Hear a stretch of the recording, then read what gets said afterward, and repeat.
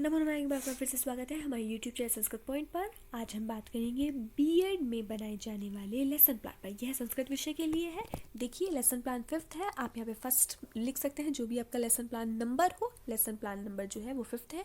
Class 7th के लिए बनाया गया है। डेट आप यहाँ पे चेंज कर सकते हैं। और जो सब्जेक्ट है वह क्या है? संस्कृत पद्य। स्कूल, जिस भी स्कूल में आप बना रहे हैं उसका नाम लिखेंगे यहाँ पर।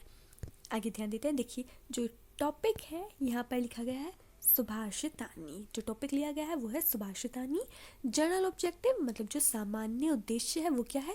छात्रों के ज्ञान में वृद्धि करना, छात्रों को जीवन उपयोगी ज्ञान प्रदान करना, सुभाषित श्लोक से छात्रों को जीवन जीने की नीतियां तथा उनसे होने वाले लाभ का ज्ञान कराना। और देखिए, आगे ध्यान देते हैं, जो विशेष उद्देश्य है वो कौन से हैं? संस्कृत भाषा के प्राण सुभाषित श्लोकों से अवगत कराना, छात्रों के संस्कृत ज्ञान कोश में वृद्धि करना, सुभाषित श्लोक से एक आदर्श मानव का निर्माण करना। जो प्रीवियस नॉलेज है बच्चे की वो क्या है? सभी छात्रों को अल्प ज्ञान है। इस विषय पर जो इस समय पढ़ाया जाने वाला है ये बाद में लिखा जाता है। देखिए, ध्यान देते हैं। पाठ्यवस्तु, यहाँ पे पाठ्यवस्तु क्या है? पूर्व ज्ञान है। उद्देश्य छात्रों का पूर्व ज्ञान देखते हुए नवीन ज्ञान से जोड़ना इसका उद्देश्य है। शिक्षक क्रिया, जो टीचर एक्टिविटी है वो क्या है? छात्र क्रिया, अर्थात जो बच्चे ने क्रिया की है वो क्या की है। और आगे यहाँ पर लिखा जाता है तकनीकी एवं साधन, किन साधनों का प्रयोग किया गया है वो इस ब्लॉक में आते हैं। देखिए, ध्यान दीजिए। जो प्रस्तावनात्मक प्रश्न पूछे गए वो क्या पूछा गया है? सुभाषित से आप क्या समझते हैं? ये टीचर ने क्रिया करी है, शिक्षक क्रिया हुई। छात्र ने क्या क्रिया की? छात्र मौन रहे हैं, उन्हें नहीं पता है इस बारे में। फिर पूछा गया कोई भी एक सुभाषित श्लोक सुनाइए। ज्ञात नहीं। छात्र क्रिया क्या रही? ज्ञात नहीं। फिर जो अगला प्रश्न पूछा गया एक शिक्षक के द्वारा, किसी भी एक सुभाषित का हिंदी अर्थ बताइए। उत्तर ज्ञात नहीं, अर्थात छात्र क्रिया या तो मौन रही अथवा बच्चे ने सिर्फ यही कहा कि ज्ञात नहीं है। यहाँ पे किसी भी साधन का इस समय प्रयोग नहीं है। फिर आगे ध्यान देते हैं। ये उद्देश्य है। उद्देश्य क्या है? छात्रों को विषय वस्तु से परिचित कराना। जो शिक्षक क्रिया है वह क्या है? उद्देश्य कथन कर रहे हैं। क्या? प्रिय छात्रों, आज आप सभी को हम सुभाषित से क्या तात्पर्य है यह बताते हुए कुछ प्रसिद्ध एवं जीवन उपयोगी सुभाषित श्लोक अथवा सुभाषितानी कराएंगे। छात्र क्रिया क्या रही है? सभी छात्र ध्यानपूर्वक सुनते हैं। कौन सी विधि का प्रयोग है? कथन विधि का प्रयोग किया गया है।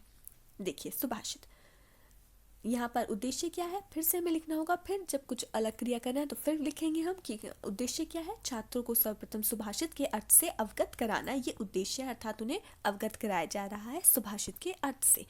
टीचर जो एक्टिविटी है वह क्या है? सुभाषित शब्द दो शब्दों से मिलकर बना है। सु का अर्थ होता है अच्छा, श्रेष्ठ, तथा भाषित का अर्थ उच्चारित करना या बोलना। इस प्रकार सुभाषित का अभिप्राय अच्छा उच्चारित करना या बोलना होता है।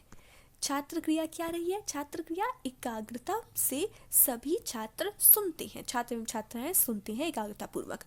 कौन सी विधि का प्रयोग किया गया? व्याख्यान विधि का यहाँ पर प्रयोग किया गया है, क्योंकि एक टीचर ने क्या एक्टिविटी की है? व्याख्यान दिया है। आगे ध्यान देते हैं।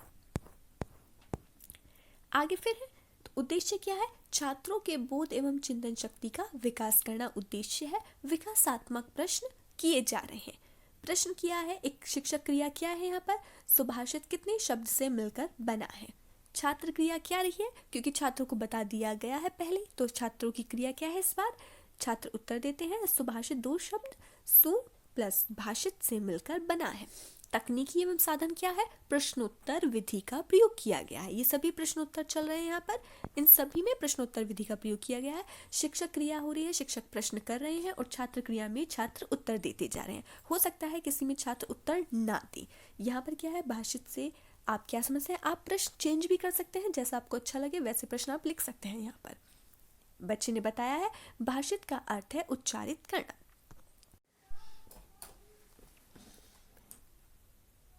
देखिए, आगे ध्यान देते हैं। स्पष्टीकरण, टीचर एक्टिविटी, स्टूडेंट एक्टिविटी। और यहाँ पे उद्देश्य क्या है? छात्रों को सुभाषित श्लोक से परिचय कराते हुए उनके मौलिक आदर्शों का विकास करना, यह है इसका उद्देश्य है। और टीचर एक्टिविटी में आप यहाँ पे कोई भी सुभाषित ले सकते हैं, कोई भी श्लोक ले सकते हैं।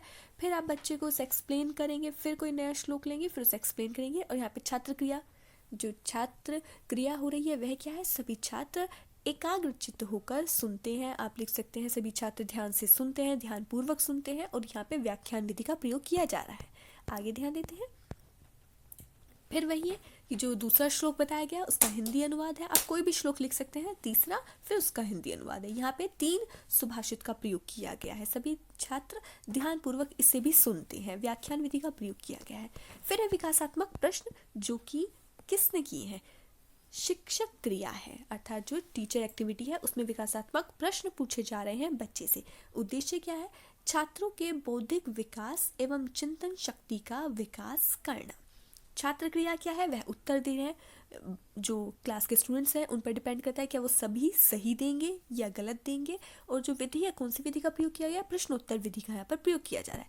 आप प्रश्न एक तो देख लीजिए, जैसे कि क्या है, जिस प्रकार हंसों के मध्य बगुला शोभा नहीं देता, उसी प्रकार डैश डैश डैश सुभाषित को पूर्ण करें। ये टीचर एक्टिविटी है, शिक्षक क्रिया है। और स्टूडेंट एक्टिविटी क्या हुई है, स्टूडेंट ने जवाब दिया है, उसी प्रकार सभा में बिना पढ़ा बालक भी शोभा नहीं देता है। यह प्रश्नोत्तर विधि है।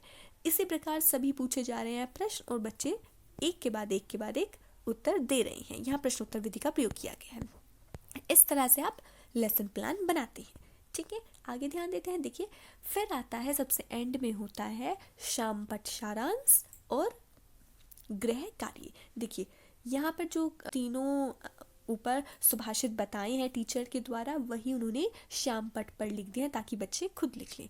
फिर छात्र अध्यापक सभी छात्रों को श्याम पट सारांश को उत्तर पुस्तिका में लिखने के लिए कहते हैं। यहाँ पे क्या है, जो बीएड के स्टूडेंट हैं उन्हें छात्र अध्यापक कहते हैं। वह सभी छात्रों से जो उन्होंने ब्लैक बोर्ड पर लिखा है उसे उतारने के लिए कहते हैं। और इसमें स्टूडेंट क्रिया क्या रही है, स्टूडेंट एक्टिविटी जो है वह है सभी छात्र श्याम पट सारांश को उत्तर पुस्तिका में लिखते हैं। और तकनीक क्या है, श्याम पट एवं चौक का प्रयोग किया गया है यहाँ पर। फिर क्या है, गृह कार्य है। गृह कार्य में का उद्देश्य क्या है, प्राप्त ज्ञान की पुष्टि करने के लिए गृह कार्य दिया गया है, मतलब होमवर्क। जो टीचर एक्टिविटी है वह क्या है, सभी छात्र उपयुक्त श्लोक को लिखकर हिंदी अनुवाद लिखकर याद करके सुनाएंगे। क्या काम दिया गया है यहाँ पे, आप चाहे तो कुछ और भी काम दे सकते हैं। कह सकते हैं कि तीनों सुभाषित याद करके अपनी पुस्तिका में लिखें।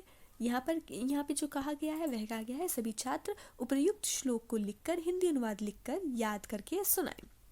छात्र अध्यापक छात्रों को गृह कार्य लिखने के लिए कहते हैं। और छात्र जो क्रिया है वह क्या है, सभी छात्र अपनी अपनी उत्तर पुस्तिका में गृह कार्य लिख लेते हैं। इस तरह से आपका लेसन प्लान कंप्लीट होता है। उम्मीद करते हैं आपको यह अच्छे से समझ में आया होगा। यदि कोई भी प्रॉब्लम आई हो तो आप हमसे कमेंट बॉक्स में पूछ सकते हैं। आप चाहे तो हमारे टेलीग्राम ग्रुप संस्कृत पॉइंट से भी जुड़ सकते हैं। फिर किसी और टॉपिक पर आपसे जल्दी मुलाकात होगी। तब तक के लिए आप अपना ध्यान रखिए। हमसे जुड़ने के लिए आपका बहुत बहुत धन्यवाद।